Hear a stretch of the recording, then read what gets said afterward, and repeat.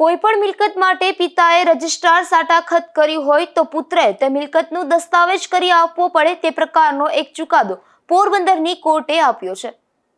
સરકાર દ્વારા કાયદામાં સુધારો કરી હવે મિલકતનું સાટા દસ્તાવેજ રજિસ્ટર હોવું ફરજિયાત કર્યું છે। પોરબંદર જિલ્લાના રાણાવાવ તાલુકાના ઠોયાણા ગામના વતની નાથાભાઈ રામભાઈ કેશવાલાએ ભગવાનજીભાઈ ખીમજીભાઈ વાછાણીની માલિકીની ખેતીની જમીન કે જે કુતિયાણા તાલુકાના ખાગેસરી ગામે આવેલી છે અને તે જમીનનું ખરીદી કરવાનું તારીખ 1/3/2016 ના રોજ રજિસ્ટ્રાર સાટા દસ્તાવેજ કરાવેલું હતું અને સુધીની રકમ પણ ચૂકવી આપી હતી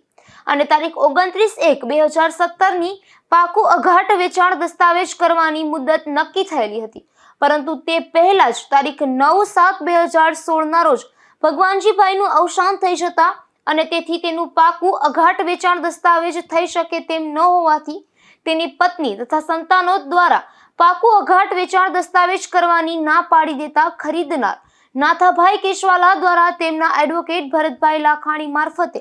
સાટા દસ્તાવેજની મુદત અનુસંધાને દસ્તાવેજ કરી આપવાની લીગલ નોટિસ પણ કરેલી હતી,